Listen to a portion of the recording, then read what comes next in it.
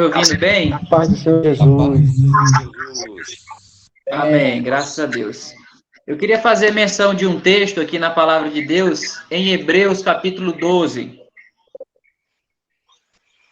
Carta aos Hebreus, livro de Hebreus, no capítulo 12. Eu gostaria de pedir que os irmãos acompanhassem na sua Bíblia. Nós vamos estar aqui expondo esse texto de Hebreus, capítulo 12. E, pós-leitura, gostaria de pedir que os irmãos ainda deixassem a Bíblia aberta e acompanhassem comigo aqui os versículos que eu vou estar citando e que eu vou estar discorrendo aqui em Hebreus, capítulo 12. Eu vou ler do versículo 1 ao versículo 13, um texto, a leitura um pouco extensa, e nós vamos comentando aqui até onde a gente conseguir. Aqui o texto de Hebreus, capítulo 12, para a glória de Deus, Pai. Estou muito feliz. Ver sua família aí louvando a Deus. Viu, evangelista Elias? Deus abençoe. Muito bom ver o rosto dos irmãos. Agradeço ao pastor Eudes Cepol. E a gente está orando aí pelo pastor Eudes, nosso companheiro, pela oportunidade. Pastor Divino que está aí cantando. Estou vendo ele aí, graças a Deus. Nosso pastor. E a vida de todos os irmãos. Glória a Deus. Pela paciência de nos ouvir, né? Mas diz assim a palavra de Deus em Hebreus capítulo 12. Eu vou ler, os irmãos me acompanham. Diz assim: Portanto, nós também, pois que estamos rodeados de uma tão grande nuvem de testemunhas, deixemos todo o embaraço e o pecado que tão de perto nos rodeia e corramos com paciência a carreira que nos está proposta, olhando para Jesus, autor e consumador da fé, o qual, pelo gozo que lhe estava proposto, suportou a cruz, desprezando a afronta, e assentou-se à destra do trono de Deus. Considerais, pois, aquele que suportou tais contradição dos pecadores contra si mesmo, para que não enfraqueçais, desfalecendo em vossos ânimos. Ainda não resististe até ao sangue, combatendo contra o pecado. E já vos esqueceste da exortação que argumenta convosco como filhos? Filho meu, não despreze a correção do Senhor, e não desmais quando por eles for repreendido, porque o Senhor corrige o que ama e açoita a qualquer que recebe por filho. Se suportais a correção, Deus vos trata como filhos. Por que filho há que o pai não corrija? Mas se estáis sem disciplina, da qual todos são feitos participantes, sois então bastardos e não filhos. Além do que, tivemos nossos pais, segundo a carne, para nos corrigirem, e nós os reverenciamos. Não nos sujeitaremos muito mais ao Pai dos Espíritos para vivermos? Porque aqueles, na verdade, por um pouco de tempo, nos corrigiam como bem lhes parecia, mas este para nosso proveito, para sermos participantes da sua santidade. E, na verdade, toda correção ao presente não parece ser de gozo, senão de tristeza, mas depois produz um fruto pacífico de justiça nos exercitados por ela. Portanto, tornai a levantar as mãos cansadas e os joelhos desconjuntados, e fazei veredas direitas para os vossos pés, para o que manqueja não se desvie inteiramente, antes seja sarado. Amém? Louvado seja Deus. Glória a Deus. Irmãos, eu costumo dizer que o livro de Hebreus é o livro do que é melhor.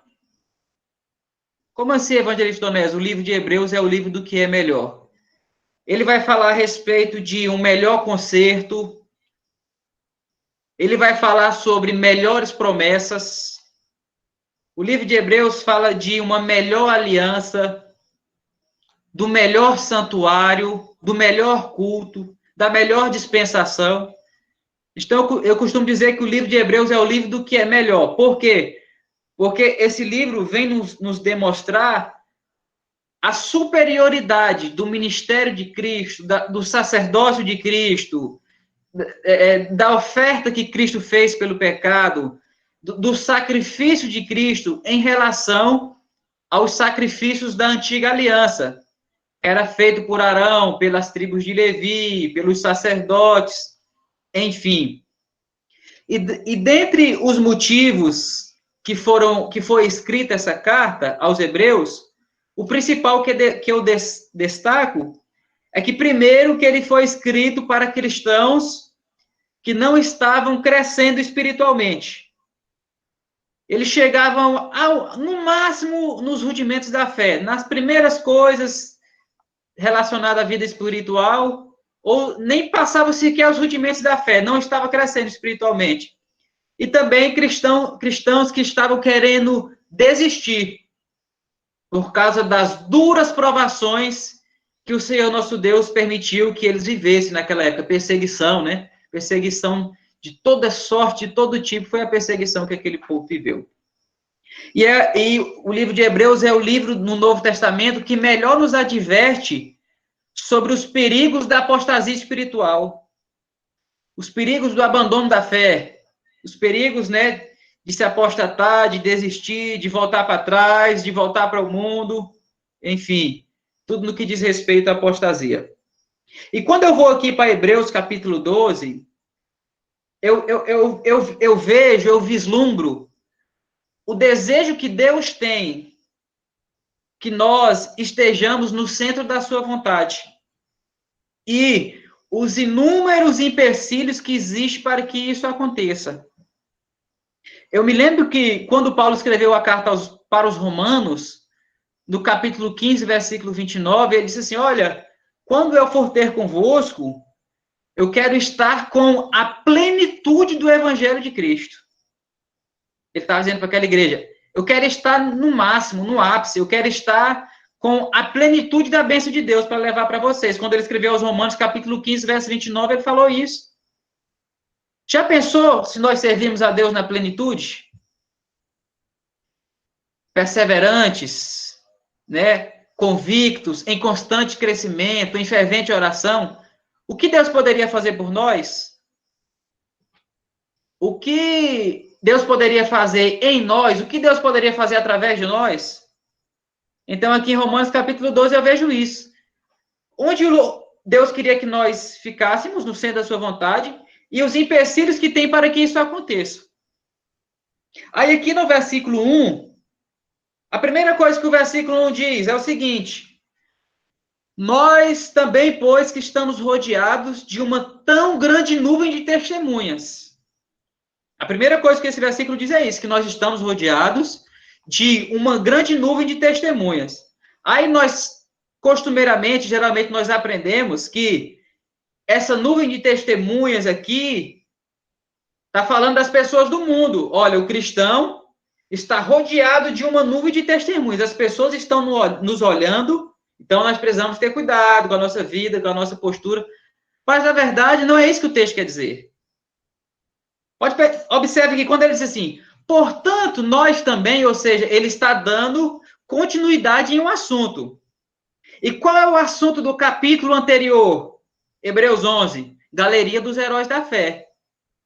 Então, essa nuvem de testemunhas que a parte A do versículo 1 diz que nós estamos rodeados, é as testemunhas dos heróis da fé. Aqueles homens que diz que andavam errantes pelos desertos, que na peleja se esforçaram, que tiraram força da fraqueza, que foram cerrados no meio, homens dos quais o mundo não era digno. Aí fala a história de muitos servos de Deus.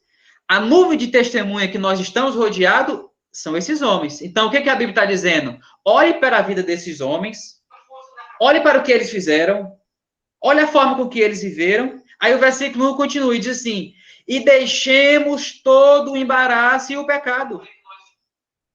Então, é duas coisas que o texto está dizendo.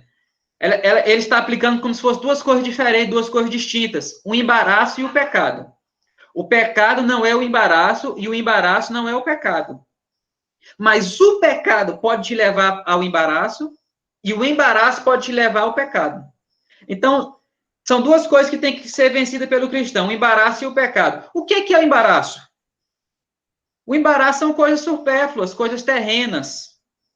Uma contenda familiar, um relacionamento mal resolvido, um namoro mal resolvido, uma contenda entre irmãos, uma saída conflituosa de um trabalho.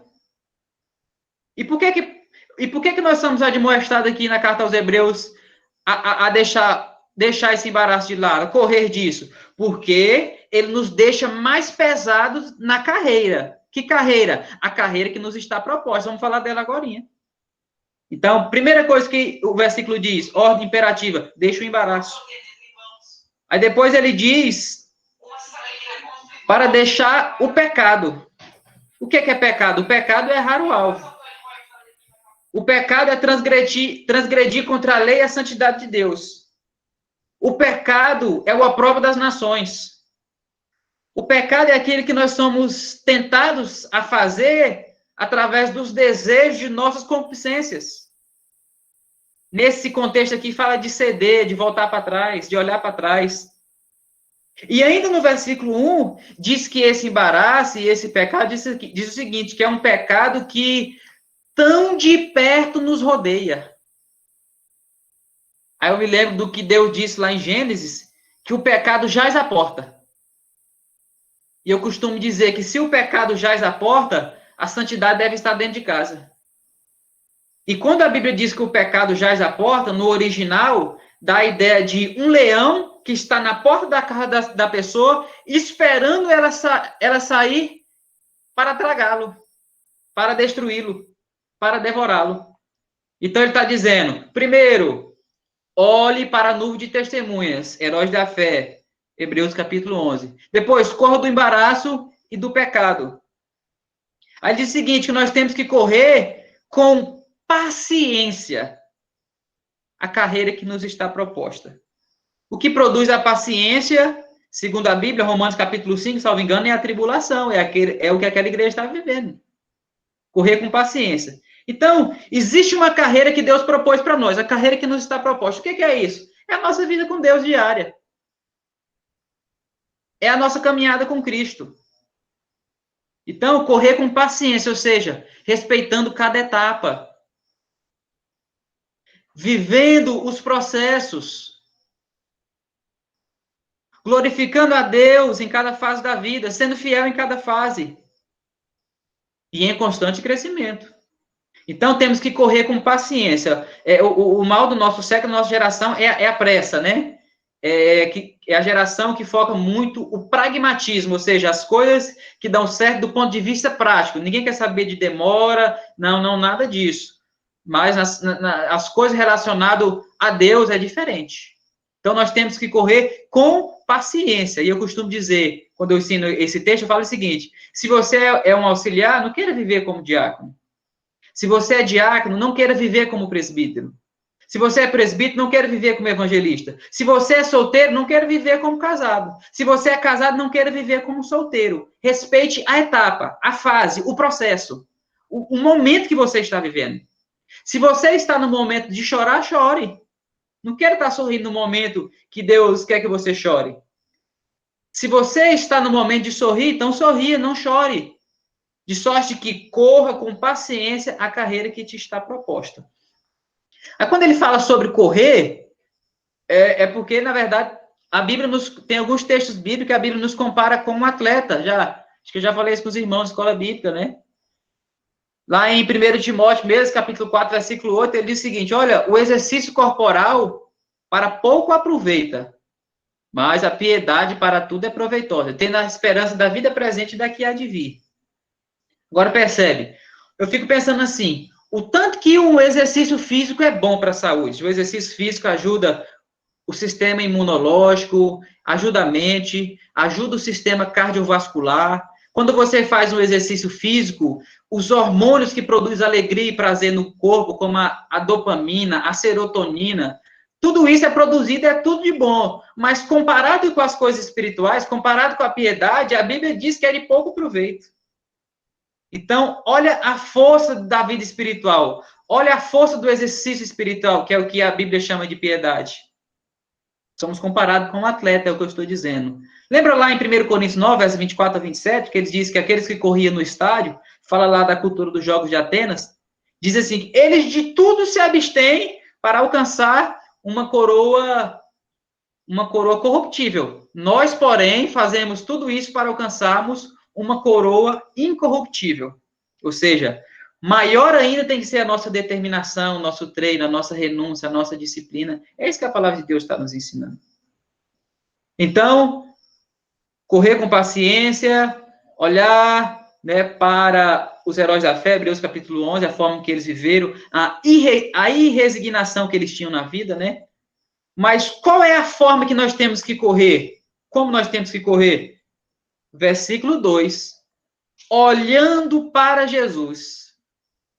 Olhando para Jesus. É a forma que nós temos que correr. Quando fala que nós temos que correr olhando para Jesus, eu entendo o seguinte, sem se distrair, né? Sem olhar para a direita, sem olhar para a esquerda, porque 1.000 cairão ao teu lado, 10.000 à tua direita, ou seja, quem está do lado do outro não vai permanecer, então você não pode se distrair com as coisas que aparecem na caminhada. Esse dia eu estava vendo uma analogia, achei interessante, diz que, só uma analogia, né, mas assim, diz que teve uma reunião no inferno e os demônios falaram o seguinte, como é que nós vamos fazer para derrubar esses crentes? Coloca a mentira, eles não mentem. Mente muito pouco, os que mentem, mas não mente muito. No adultério eles não caem. Na bebida alcoólica eles não caem. Aí diz que um demônio se levantou e disse o seguinte, eu sei uma palavra que nós vamos derrubá-los. Entretenimento. E aí foi feita essa reunião lá nas sortes espirituais da maldade, e foi justamente a forma que eles encontraram de derrubar o cristão. Por que o entretenimento? Porque o entretenimento faz com que o cristão perca Jesus de vista, muitas vezes. E aqui está dizendo, corra olhando para Jesus. Por que nós temos que correr olhando para Jesus? Porque ele disse, eu sou o caminho. Então, Jesus é o caminho que você tem que passar e que você tem que viver. Ele diz, eu sou o caminho. Aí a Bíblia diz assim, ó, tem caminhos, no plural, né, que para o homem parece que é bom, mas o final deles é de morte, porque só existe um caminho no singular, esse caminho é Jesus. Então, nós temos que correr olhando para Jesus, porque o versículo 2 também responde, porque ele é o autor e consumador da nossa fé. Autor e consumador da nossa fé. Ou seja, autor é quem cria algo. Quando diz, quem é o autor de tal música? É o fulano de tal, é quem cria. E ele diz que é o autor e consumador, então ele é responsável tanto pelo início como pelo final da nossa fé. Tanto pelo Espírito Santo ter nos convencido e nós temos conseguido ter aquela fé salvífica, fé para a salvação, tanto aquele que vai consumar no final, ou seja, que vai ser o estágio final, né, da vida cristã, que é a redenção do nosso corpo. Jesus é responsável tanto pelo início como pelo final. É por isso que você tem que correr olhando para ele. Não é para a direita, não é para a esquerda, não é para os problemas, não é para as circunstâncias, não é para a igreja, não. É olhando para Jesus, autor e consumador da fé. Ele diz, olha, porque esse Jesus, ele responde no versículo 12, pelo gozo que lhe estava proposto, ele suportou a afronta. Ou seja, Jesus sofreu tendo a convicção da alegria que ele teria no futuro. Pode acompanhar comigo aí o versículo 2. Pelo gozo que lhe estava proposto, suportou a cruz, desprezando a afronta, e assentou-se à destra do trono de Deus. Então, por que ele sofreu com irresignação, com força, sem olhar para trás, sem desistir? Ainda que no Getsemane, em um momento, ele, né, desmotivou um pouco, mas ele não desistiu. Pelo gozo que lhe estava proposto. Então, ele sofreu sabendo que ia se alegrar futuramente. É assim que é a vida do cristão. Ele sofre aqui, sabendo que vai se alegrar ali. Então, o que está faltando para nós, estou falando do contexto de uma igreja que estava sofrendo e estava querendo desistir. Então, o que está faltando para nós, eu penso às vezes que é isso, é convicção. Lembra de Moisés, lá quando eu falei dos heróis da fé, né, Hebreus 11? A Bíblia diz que ele rejeitou ser chamado de filho da filha de Faraó, o maior título da época, é como se fosse o filho do presidente da República, do presidente dos Estados Unidos hoje em dia. Ele diz que Moisés recusou isso porque ele tinha em vista a recompensa futura. Então, quem tem vista a recompensa futura, consegue renunciar, não tem tanta dificuldade em renunciar e consegue aguentar o sofrimento e as provações, sabendo daquilo que vai ter na frente. É igual Jesus, a Bíblia diz que ele viu o trabalho de suas mãos e ficou satisfeito, ficou feliz, disse que deu tudo certo. e hoje ele está sentado à direita de Deus. Olha, a promessa de nós irmos para o céu um dia, nós vamos participar da ceia das bodas do Cordeiro, vamos estar lá diante de Deus também um dia. Tudo isso foi prometido para nós. Todavia, nós vamos ter que seguir as mesmas pisadas que o nosso Senhor Jesus Cristo passou. Aí o autor nos admoesta, no versículo 3, ele diz assim, olha, considerai, pois, aqueles que suportou tais contradições dos pecadores contra si mesmo, para que não enfraqueçais, desfalecendo em vosso ânimo. Ou seja, o que o versículo 3 quer dizer? Quando você estiver sofrendo, lembre-se do sofrimento de Jesus. Lembre que Jesus também sofreu. E sofreu muito. Sofreu muito. Né? Então, é isso que está aqui nos ensinando. Aí ele faz um contraste com isso, no versículo 4, ele diz o seguinte, olha, vocês ainda nem resistiram até o sangue lutando contra o pecado. Então, o que o versículo 4 quer nos dizer? Que Jesus, ele foi até o sangue lutando contra o pecado. Quando fala aqui de resistir até o sangue, fala de chegar, fala de exaustão, fala mesmo de lutar até o máximo para combatendo contra o pecado, combatendo na chamada, né, na milita, que é a vida com Deus. Aí no versículo 5 ao 7, eu vou aqui resumindo um pouco, vou até só aqui até umas 8h15, tá, Evangelista, para dar uns 30 minutos, e eu já devolvo a oportunidade para o senhor. Aí aqui do versículo 5 ao versículo 7, peço que você confere esse texto aí, ele vai falar a respeito de quê? De exortação, de correção e de repreensão. Por quê? Porque Deus estava corrigindo aqueles irmãos, a igreja lá, aqui os hebreus, era uma igreja constituída de muitos judeus, né? Deus estava corrigindo e repreendendo eles, e eles estavam ficando desanimados por causa disso. Eles não estavam aceitando a correção de Deus. Aí o escritor disse assim, olha, Deus açoita aquele que ele recebe por filho. Uma vez eu falei para alguém assim, falei, irmão, você sabia que a Bíblia diz que Deus nos açoita? E ele disse, não, irmão, essa palavra é para o ímpio. Eu falei para ele, não, senhor, a Bíblia diz que Deus açoita aquele que ele recebe por filho. Aqui não está dizendo nada para ímpio aqui, não, é para a igreja. Então, a verdade é que Deus sempre estará nos corrigindo. A verdade é essa. Depois que nós entregamos a nossa vida para Jesus, Deus não deixa a gente quieto mais, não, irmão. Deus não deixa a gente quieto mais. Deus vai estar sempre nos corrigindo. Deus usa as pessoas para nos corrigir. Deus usa para nos corrigir as circunstâncias adversas, as provações. Às vezes Deus usa uma enfermidade para nos corrigir. Deus usa os nossos líderes para nos corrigir. Deus usa a sua palavra para nos corrigir. Dependendo do erro que o ser humano comete, quem vai corrigir ele é a polícia. Dependendo do erro que ele comete, ele vai ser corrigido pela justiça. Às vezes Deus usa a esposa para corrigir, Deus usa o marido para corrigir. Deus sempre estará nos corrigindo. Então, nós temos que aceitar as correções de Deus contra o nosso ego. Agora, por que Deus nos corrige? Por que Deus nos repreende? Lá em 1 Coríntios 11, verso 32, responde, para nós não sermos condenados com o mundo. 1 Coríntios 11, 32, pode conferir, para não sermos condenados com o mundo. Aí no versículo 8, ele diz que quem vive sem correção, uma palavra bem dura, ele diz no versículo 8, ele diz que quem vive sem disciplina, quem vive sem correção, é bastardo.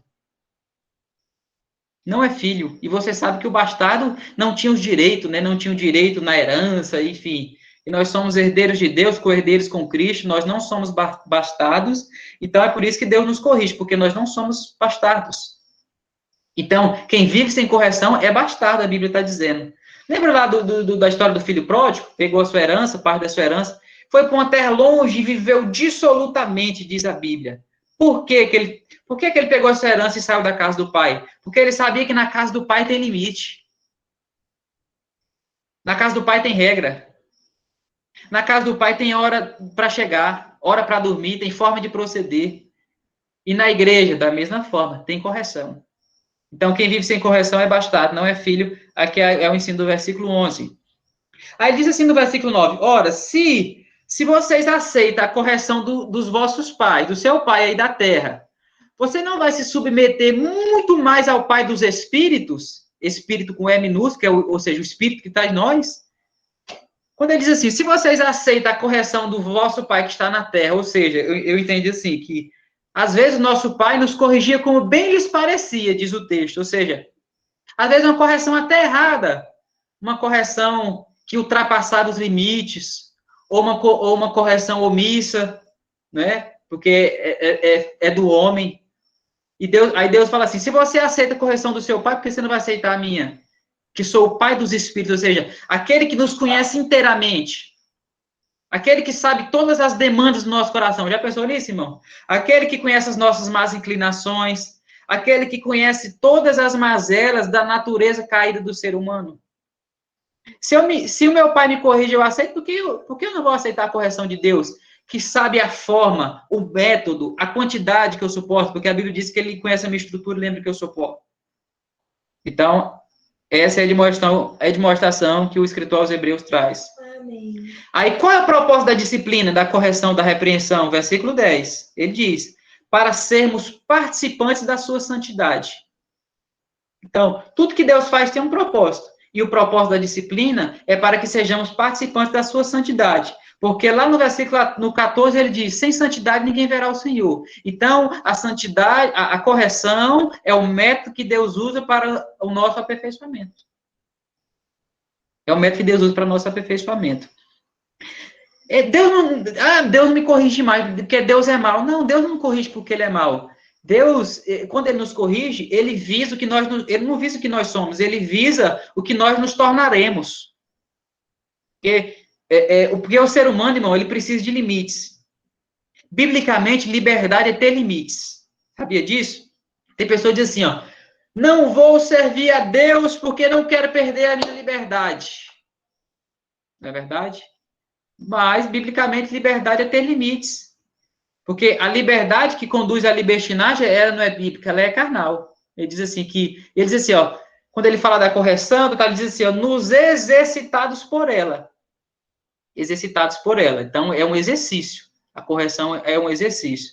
Aí, veja no versículo 12, já estou aqui partindo para a conclusão. No versículo 12, ele diz o seguinte, portanto, olha tanto que os irmãos tinham enfraquecido espiritualmente. Olha o que o escritor diz. Portanto, tornai a levantar as mãos cansadas e os joelhos desconjuntados. É uma palavra para quem está atrofiado ou para quem está atrofiando espiritualmente. É isso que ele estava dizendo. Aí, lembra, sabe o que a Bíblia diz em Isaías 35, versículo 3? Confortai as mãos fracas e fortaleceis os joelhos trementes. Tem pessoa que está com a mão cansada.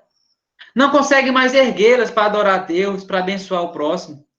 E tem pessoa que está com o joelho desconjuntado. Não consegue mais andar na vereda do evangelho e da justiça.